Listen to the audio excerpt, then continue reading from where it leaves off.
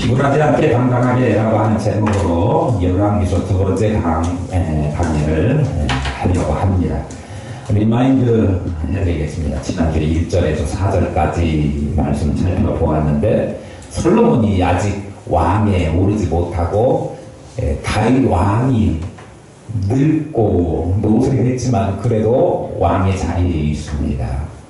그런데 다윗이 왕의 자리를 이제 못하게 되니까 그 자리를 솔로몬이 이어받게 돼 있는데, 그러니까 정권 교체가 이루어지는 그 시기입니다. 우리도 얼마 전에 대통령 선거 해가지고 이번 주에 지난주에 당선자가 나오고 떨어질 사람이 나오고 그래서 이제 정권 교체가 이루어질 텐데요.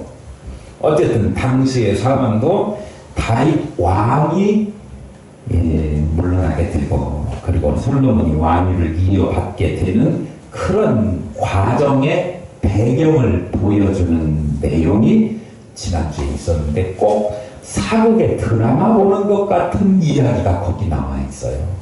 다윗이 얼마나 무기력한 상태였는가를 보여줍니다. 나이가 먹었어요. 체온도 떨어지고 몸도 가누기 힘들어서 이불 덮었지만 온기가 안 느껴지고 몸이 차가워요. 그러니까 신하들이 다윗 왕 따뜻하게 좀 해드려야 되겠다. 오늘날 같으면 아버님 댁에 보일러 마드리아겠어요.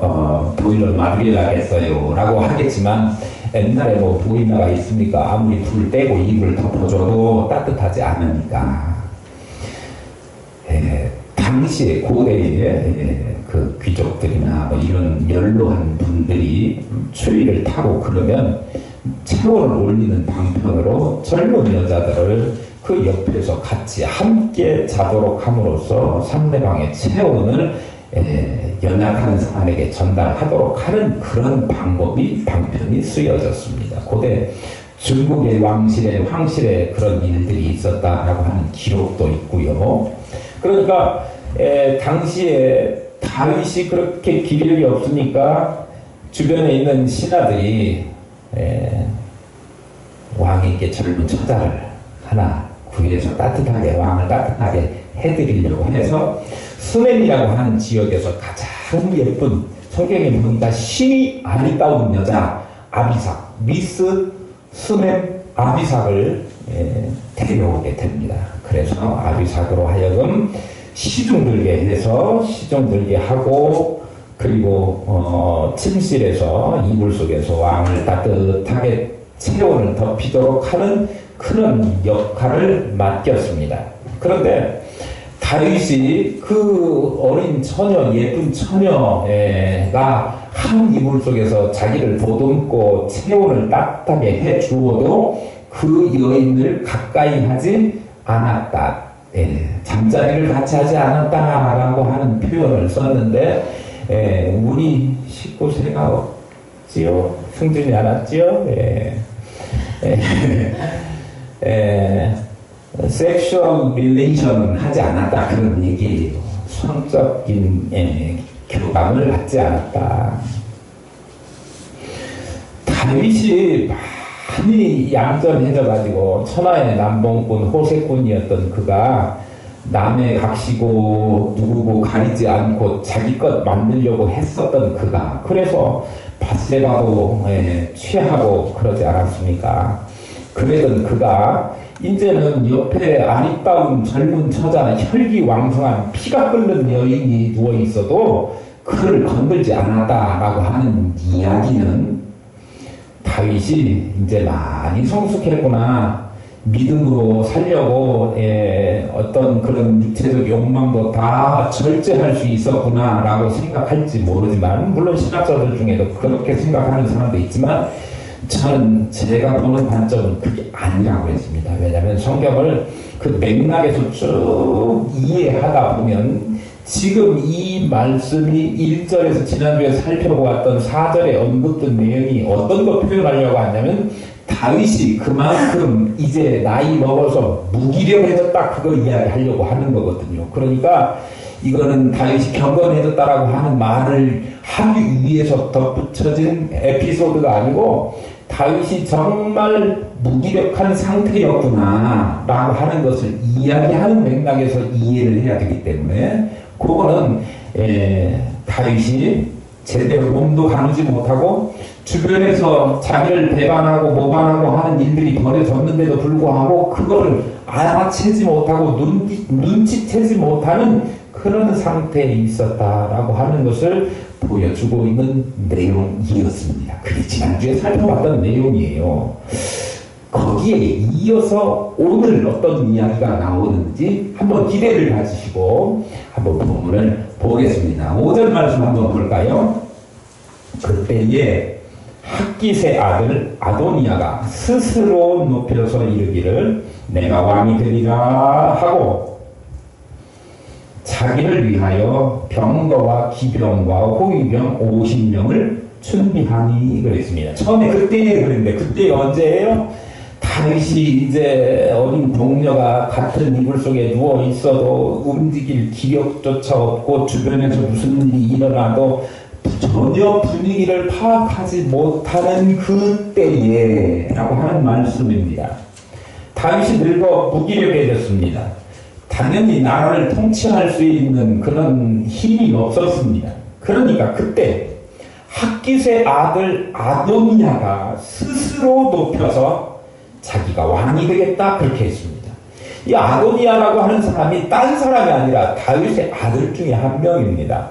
다윗의 아들이 여럿이 있는데 지난주에도 보여드렸지만 다윗이 저 분홍색으로 되어 있는 게 다윗의 아내들입니다. 그리고 그 밑에가 그 사이에서 낳은 자녀들이 그러니까 다윗과 아히노암 사이에서 큰아들, 첫아들 암논이 태어났고 그리고 나발이라고 하는 사람의 아내였었죠 원래. 그런데 그의 아내 아비가일이 나발이 죽고 다윗이 취하게 됨으로 낳은 아들이 길르압이라고 하는 아들이에요.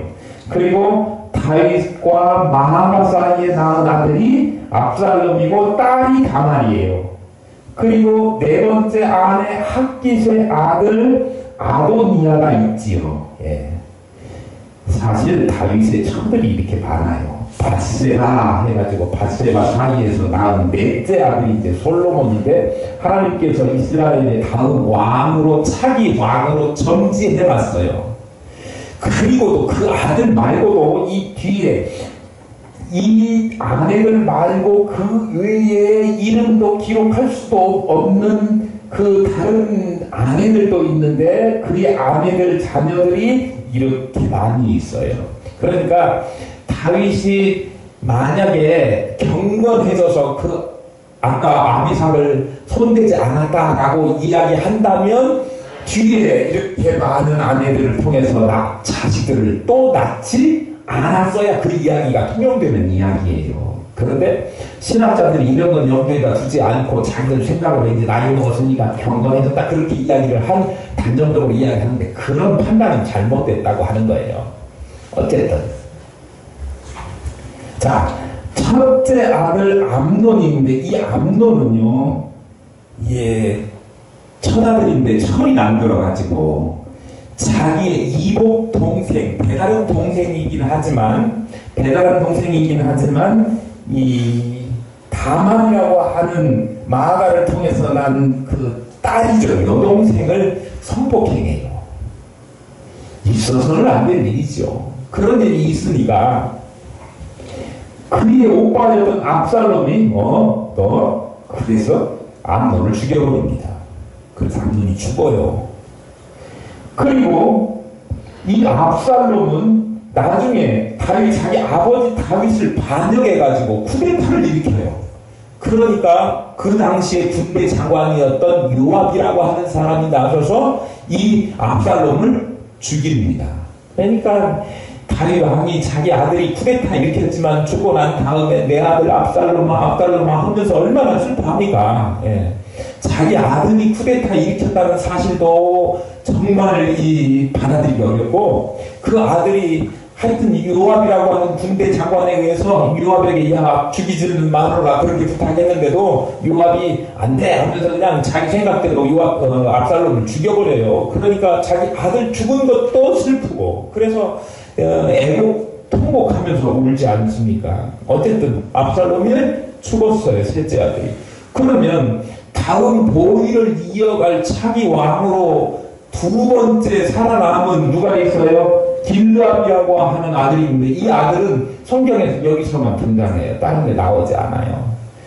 어렸을 때 죽었거나 아니면 별로 나서서 정권을 이어받을 만큼 자질이 되거나 머리가 따라주거나 그런 아들은 아닌 것으로 여겨져요. 내놓기 부끄럽거나 그래요. 그러니까 어떻게 되는지 잘 몰라요. 죽었거나 아니면 영향력이 전혀 없거나.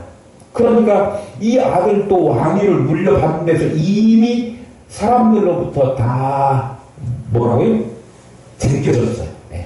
그러면 누가 왕이 돼야 되느냐? 그러면 압살롬의 다음 태어난, 오늘 성경에 나와서 6절에 압살롬의 다음 태어난 아도니아가 왕이 되는 게 맞아요. 맞기는 하지만 원래 이스라엘의 왕은 순서대로 서열대로 되는 것이 아니라 하나님이 택한 사람이 이스라엘 하나님이 맡기신 신정 왕국을 다스리도록 그렇게 되어 있는 것이기 때문에 사람의 계획이나 사람의 순서나 서열에 의해서 왕위를 물려받는 것이 아니고 하나님의 마음에 드는 사람을 선지자를 통해서 기름 부음 받아서 이스라엘의 왕이 되는 거거든요. 이것을 이스라엘 백성들 잘 알고 있고요. 왕족들은 더군다나 잘 알고 있지요.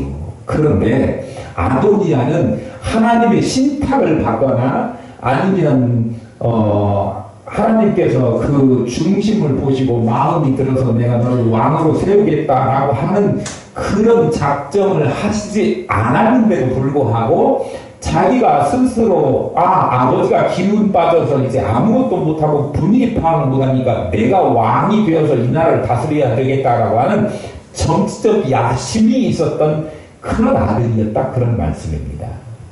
사실 솔로몬 누구의 바세바의 네 번째 아들이죠. 솔로몬이 왕이 될 것이다. 그래서 다윗이 하고 싶었지만 하지 못했던 성전 건축하는 일과 그리고 나라를 다스리는 일, 이것을 물려받도록 하나님께서 이미 솔로몬을 점 찍어 놓으셨다고 하는 사실을 모르지 않았어요. 않았는데도 자기의 욕심, 탐욕을 앞세워서 내가 왕권을 쥐어야 되겠다라고 하는 그런 생각을 가지고 있었던 것입니다.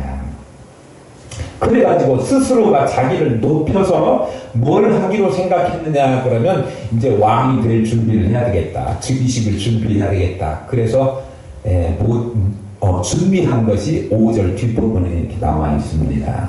뭐 준비했어요?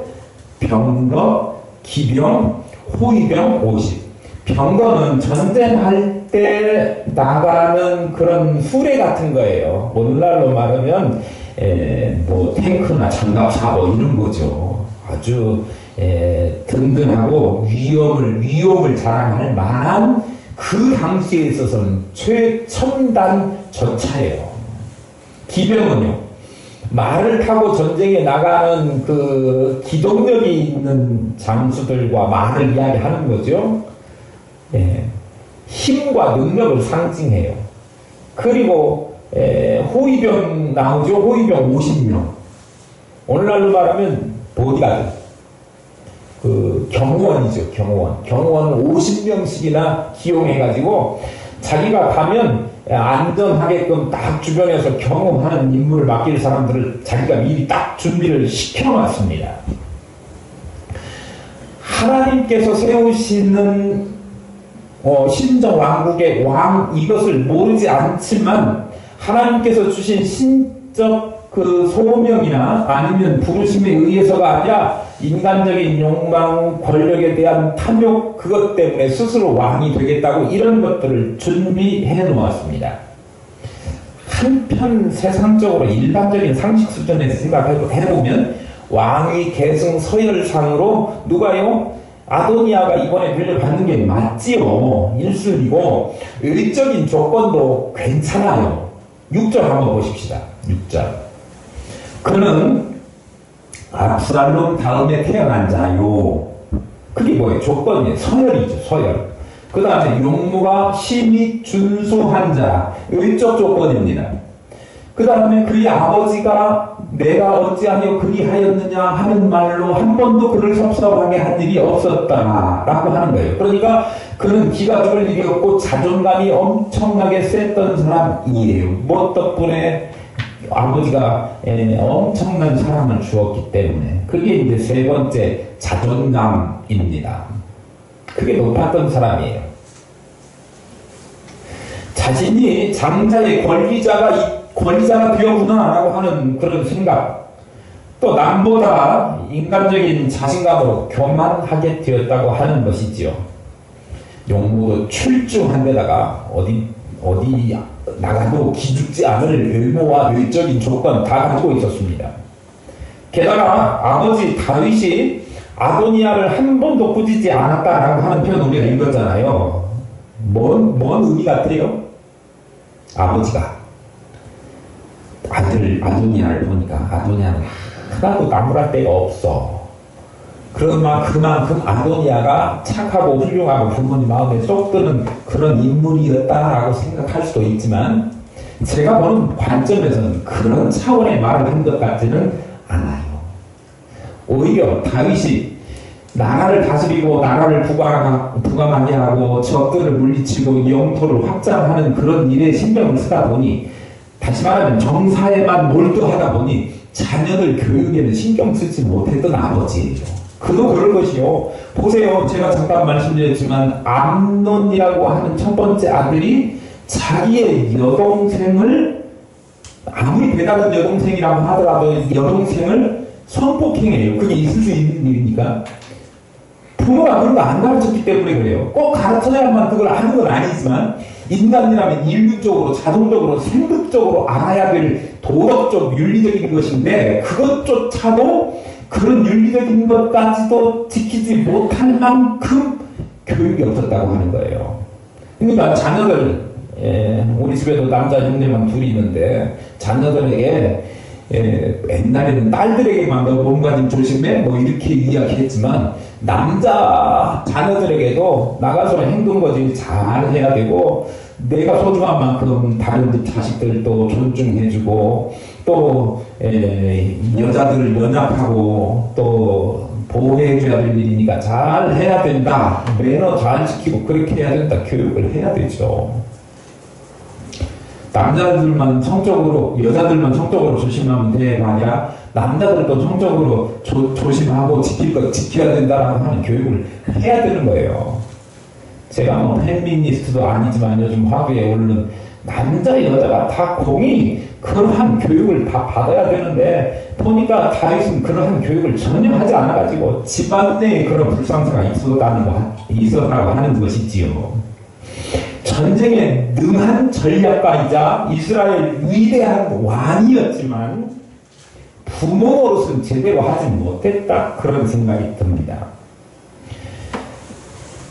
나무랄 일을 그냥 넘어가 자식을 기살리겠다라고 하는 일 때문에 훈계하지 않고 매를 아낀다고 하면 결국 자녀를 삐뚤게 망치는 일이고 그리고 부모의 책임을 유기하는 것입니다. 하나님 앞에서 그 아이의 미래 장래를 망치는 거예요. 죄악과 불행의 씨앗을 만드는 일이지요. 그러니까 징계를 아끼는 자녀에 대한 맹목적인 사랑, 눈먼 사랑은 자녀를 망치는 일이다. 어쨌든 아도니아는 잘못 배웠습니다. 겸손을 배우지 못했습니다. 그가 기억해야 할 것, 신정왕국에서 왕을 세우시는 일은 하나님이시지 사람이 아니시고 하나님은 외모를 보시는 하나님이 아니라 중심 내면을 보시는 하나님이시기 때문에 마음 먹은 거 똑바로 먹고 제대로 살아야지 엉망진창으로 살면서 하는 척 흉내내고 모양만 갖추고 왕의 자리에만 올라간다고 해서 하나님이 그를 기뻐 받으시는 게 아니다라고 하는 사실을 알려줬어야 되고 배웠어야 합니다. 그리고 하나님은 겸손한 자를 들어쓰시지 교만한 자를 들어쓰시는 하나님이 아니시다라고 하는 사실도 배웠어야 돼요. 교만한 자의 종말은 오직 파멸뿐인 것을 그는 이미 공부했었어야 합니다. 그런데 교만한 자는 하나님께서 패하신다고 하는 사실을 그가 몰랐고, 교만한 자의 종말은 오직 파멸뿐이라고 하는 사실을 그가 간과했기 때문에, 교만한 자는 객관적으로 아무리 의적인 조건이 좋다고 하더라도, 완벽하게 조건들을 갖추었다고 하더라도 하나님께 인정받을 수 없다라고 하는 사실을 그가 배우지 못하는 것이에요. 교만한 자는 하나님께서 들어쓰시지 않습니다. 사도행전을 공부했지 않습니까? 헤롯이라고 하는 사람이 자기 스스로를 높여서 하나님의 영광을, 하나님께 돌아갈 영광을 자기가 받으려고 스스로 교만해졌다가 뭐에 먹어서? 옛날 어려운 문자 써가지고 벌레 춤자 써, 충이 먹어서, 벌레가 먹어서 몸에만 버러지가 생겨가지고 죽게 되는 그런 불행한 일을 겪었습니다. 꾸며낸 이야기가 아니고 실화예요, 실화. 하나님은 교만한 자들을 심판하시고 반대로 자기를 낮추는 겸손한 자들에게 복을 주시고 기뻐하십니다. 너희 중에 누구든지 으뜸이 되고자 하는 자는 어떻게 해요? 모든 사람의 종이 되어야 하리라. 주님께서 말씀하셨어요. 그러니까 주님께서도 스스로 하나님이시지만, 신이시지만 인간의 몸을 입고 낮고 천한 이 땅에 오셔서 십자가, 죄인들 지시는 십자가를 지시고 아주 비천한 자리에서 죽음을 맞으시기까지 자기가 낮아지심으로 해서 우리 도저히 이룰 수 없는, 받을 수 없는 구원을 우리로 하여금 받게 하신 큰 위대한 역사를 만들어 내셨습니다. 낮아지시고 겸손한 것이 큰 힘을 더 낮아지고 더 낮아질 때 하나님께서는 또 높이시고 큰 일을 만들어 내십니다. 폭포가 높아서 그 물이 아주 낮게 떨어질 때 그 힘이 세게 만들어지는 것처럼 우리가 아무리 높은 위치에 있다고 할지라도 그 교만을 버리고 낮은 위치에서 눈높이를 맞추고 겸손해지고 하나님의 일을 감당하고 그렇게 쓰임받고 섬기는 자리에 있을 때 하나님께서 큰 힘으로 역사하실 줄 믿습니다. 성님으로 주님은 사랑을 베풀어 주셨고 겸손의 능력을 보여주셨습니다. 우리도 주님처럼 낮아지셔서 겸손해지셔서 스스로를 높이시지 마시고 겸손하셔야 인정받습니다. 자, 그 다음에 보실까요? 7절, 8절 보겠습니다. 7절, 8절 한번 보겠습니다. 아도니아가 수르야의 아들 요압과 제사장 아비아달과 모이하니 그들이 따르고 도우나 제사장 사독과 여호야다의 아들 분하야와 선지자 나단과 시므이와 레이와 다윗의 용사들은 아도니아와 같이 하지 아니하였더라. 예, 이게 말이 또 생소하고 옛날 사람들 이야기가 막 나오니까 사무엘 상하를 듣지 않은 사람들, 예습이 없는 사람들은 이 말을 듣고 정말 무슨 말인지 알 수 없을 겁니다. 그럼 제가 잠깐 설명을 드려서 말씀드리면, 아도니아가 아버지도 아직 안 돌아가셨는데 지가 서열이 그러니까 왕위를 물려받겠다 그래가지고 이제 사람들 모아가지고 즉위식을 내가 먼저 해버리면 내가 왕이 되니까 그 다음에는 사람들 어쩌지 못할 거야, 그런 거예요. 그래서 아도니아가 왕위를 찬탈하려고 이스라엘의 유력한 사람들에게 도움을 함께 합시다, 세력을 모으는 거예요. 압살롬처럼 이미 그런 일이, 다윗이 젊었을 때 그런 일이 있었잖아요. 쿠데타는 아니지만 아도니아도 무기력한 아버지를 폐위하고 자기가 왕이 되려고 하는 시도를 하는 거예요. 여기에 같이 도와달라 라고 하는 요청을 하는 거죠. 그 요청을 받은 사람들은 대부분이 누구였느냐 그러면 기득권을 가지고 있는 정치인들, 군대의 힘을 가지고 있는 사람들하고 종교적으로 또 리더였던 사람들, 그런 사람들이 아도니아의 요청을 받게 되었습니다. 요청을 받았던 유력자들이죠. 그들 중에는 두 부류로 나뉘어졌어요. 한 부류는 그래 어차피 당연히 아도니아가 이제 서열상 보니까 장자 같은 넷째지만 장자 역할을 해야 되지 않겠어? 이렇게 생각하는 사람들이에요. 그리고 아니지.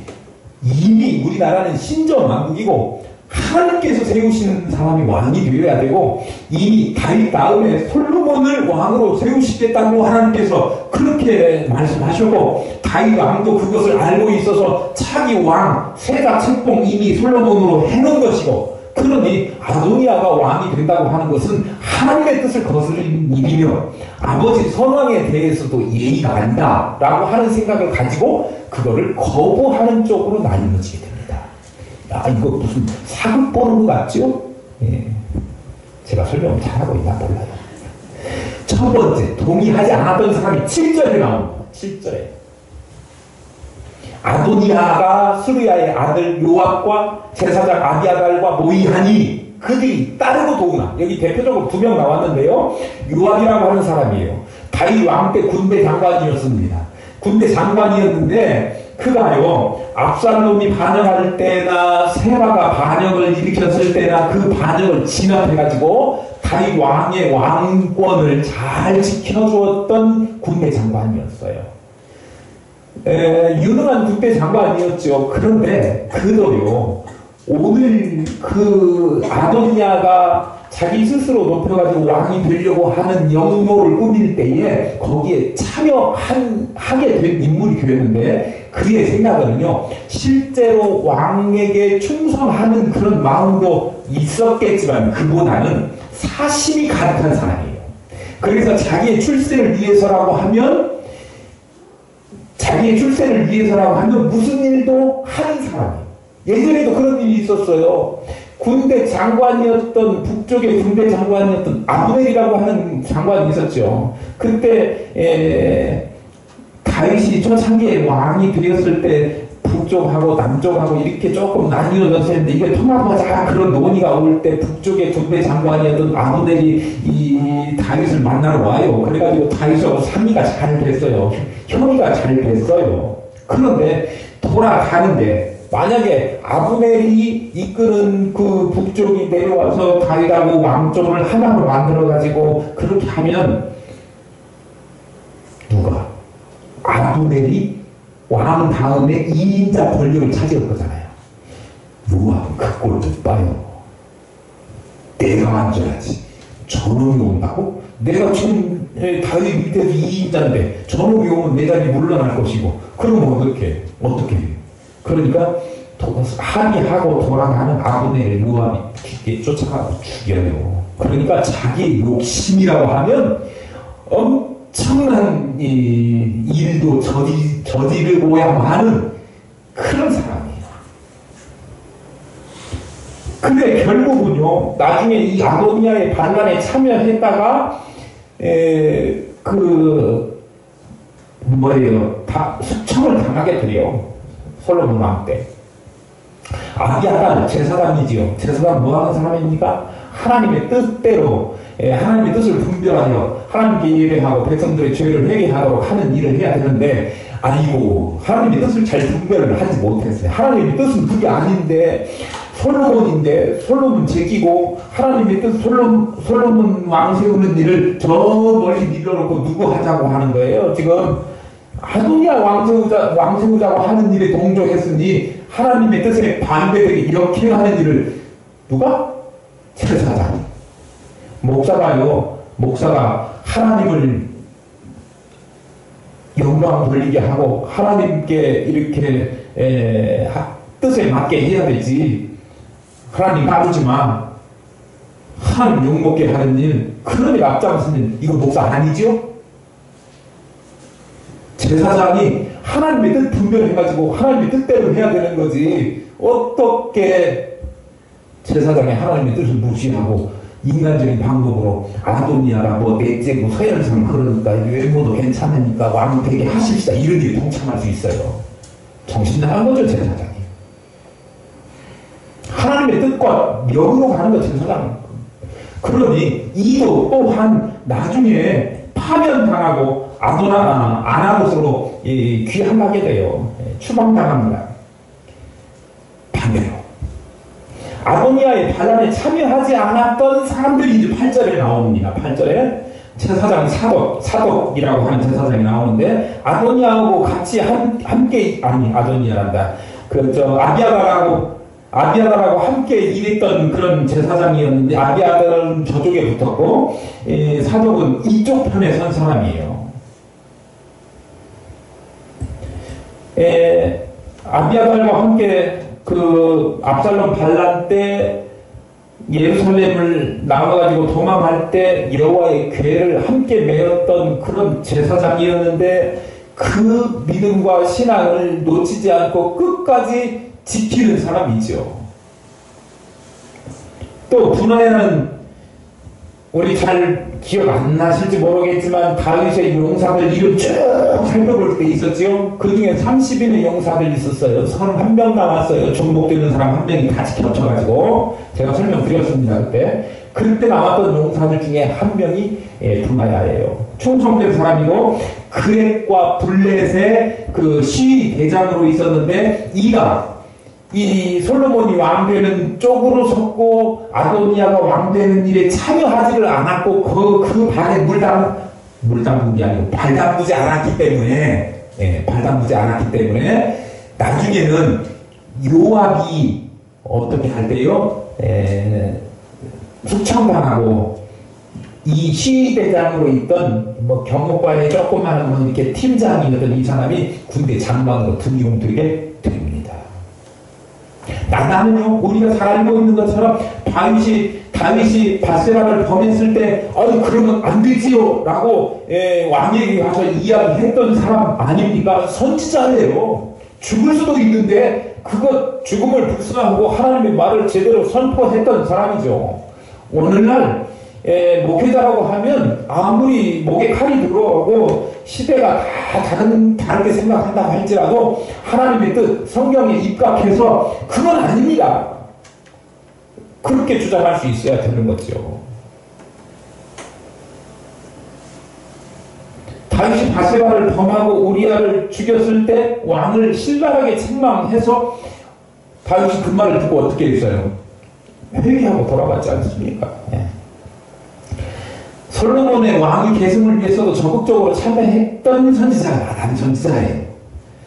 그러니까 이 나단 선지자는 하나님의 뜻을 분별했고 그걸 지키려고 했고 그 일이 이루어지도록 함께 참여했던 사람이에요. 그 다음에 또 나오는 사람 시므이와 레이 나오죠. 이 사람들 이름은 나오는데 무슨 일을 해서 정확하게 기록되어 있지는 않았으니까 잘 모르긴 하지만 이름이 써있는 것으로 봐서 상당히 유력한 인사임에 틀림없어요. 뒤에 나오는 다윗의 용사라고 하는 것은 30인의 용사들인지 아니면 일반 사병이 아니고 좀 뭔가 군대에서 힘께나 쓰고 이름께나 있고 영향력이 있는 사람들인지는 정확히 알 수는 없지만 그 사람들조차도 아도니아가 왕이 되는 거에 참여하지 않았었던 사람들이에요. 그런데 어쨌든 그 사람들 왕의 공식적인 즉위식이 있다 그렇게 해도 거기에 참석하지 않아요. 그들과 손잡지 않아요. 그러니까 자기가 그것 때문에 얻게 될 이 아도니아가 왕 되는데 함께 참여했으면 그 정권에서 국무총리를 하던 당대표를 하던 벌어든 한 자리 얻어먹을 것 아닙니까? 그런데 거기에 같이 발 담그지 않았다 그런 얘기예요. 그게 악한 일입니다. 그게 나쁜 일입니다. 그들과 손잡지 않고 자기를 지켰다 그런 얘기예요. 지금 자기 자신을 스스로가 남들이 하나님이 인정하지 않는데 스스로가 왕이라고 선언하는 아도니아와 거기에 가담하지 않는 그 사람들이 상대편이 얼마나 강한지 몰랐을까요? 아도니아는 지금 군대를 장악하고 있는 요압하고 손을 잡았어요. 잘못하면 이쪽은요 한꺼번에 사라질 위기예요. 당시에 종교 권력이라고 하는 게 얼마나 더 셉니까? 종교를 장악하고 있던 제사장 아비아달 세력들이 얼만큼인데 거기에 반대되는 입장에 서 있다고 하는 게 그게 자기의 앞으로 종교적으로 종교 지도자의 위치를 차지하거나 뭐 이런 데 있어서 엄청난 불이익을 가져올 것이라고 하는 사실을 알아요. 알지만 거기에 참여하는 것이 하나님의 뜻이 아니고 옳은 일도 아니고 신앙 양심으로 합당한 일도 아니에요. 그러니까 거기에 발담그지 않겠다. 비굴하게 거기 들어가고 한 자리 구걸하느니 당당하게 이쪽에 서겠다. 그렇게 결심하는 거예요. 사실 우리도요, 세상 살면서 예수 믿고 하나님 뜻대로 살고 말씀을 지키고 산다는 게 때로는요 손해봐야 되고 때로는요 겪지 않아도 되는 오해도 겪어야 될 때도 있고 또 멍청하다는 소리도 들어요. 때로는 왜 그렇게 사냐, 좀 더 해보고 싶은 대로 마음껏 뭐 즐길 것도 좀 즐겨보고 그렇게 살면 좋지 않느냐, 내가 좋은 자리 좋은 조건 줄 테니까 주일날 와서 좀 일요일날도 출근해서 좀 회사를 위해서 더 열심히 해봐. 그런 제안도 받을 수 있습니다. 그러나 우리가 그런 것들을 아무리 좋은 달콤한 유혹이라고 할지라도 그것 안 하고요, 악한 일에 손잡고 우리 같이 해봅시다 라고 하는 제안이 와도 거기에 비굴하게 힘을 합치거나 그렇게 하지 않는 것은 그것이 영원하지 않기 때문이에요. 금방 결판납니다. 하나님의 사람들은 결코 불의와 타협하지도 않고 악하고 더러운 물에 같이 발 담그지 않습니다.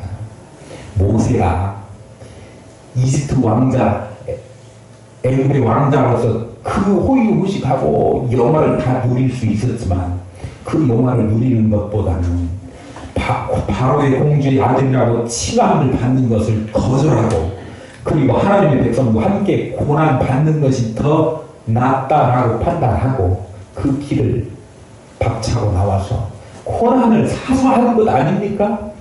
위대한 하나님의 사람을 쓰임 받았습니다. 우리 지난 얼마 전에 살펴보았던 다니엘과 세 친구들이 있지요. 왕궁에서 제공하는 그 엄청나게 좋은 식탁 이런 것들을 음식들을 거절하고 채소만 먹겠다, 불의와 타협하지 않겠다, 어떠한 환경 속에서도 떳떳하고 당당한 내일을 맞기 위해서 하나님 편에 서겠다라고 했던 것, 의로움을 지키는 것이 고통스럽지만 적당히 세상과 타협하지 않겠다라고 결심하고 뜻을 세웠던 이들이 다니엘과 그의 세 친구 사드락, 메삭, 아벳느고였습니다. 하나님이 우리를 성도라고 부르시고 거룩한 백성으로 삼으셨습니다. 그리고 우리가 거룩한 길로 가기를 원하셨습니다. 오늘 7절 말씀에 나오는 이들이 악인들과 함께 발 담그고 그랬지만 8절에 나오는 이들은 악인의 꾀를 쫓지 아니하고 죄의 길에 서지 아니하고 오만한 자리에 앉지 않았던 사람들입니다. 오늘 여기에 있는 분들 모두 다 8절과 같은 사람들 될 수 있기를 축복합니다. 옳게 산다는 것, 진리를 따라 산다는 것, 하나님 말씀대로 산다는 것, 손해보는 것일 수도 있고 고난의 길을 가는 길일 수도 있고 십자가 길을 가는 것일 수도 있고 조롱받는 일일 수도 있습니다. 그러나 얄팍한 인간적인 잔꾀로 살려고 하지 마시고 우직하게 주어진 의의 길, 주의 길, 거룩한 길을 겸손하게 그리고 당당하게 걸어가실 수 있기를 바랍니다. 주님의 선명한 신부로서 그 교결함을 지켜나가시는 비굴하지 않게 당당하게 걸어가시는 저와 여러분 되기를 축복합니다. 우리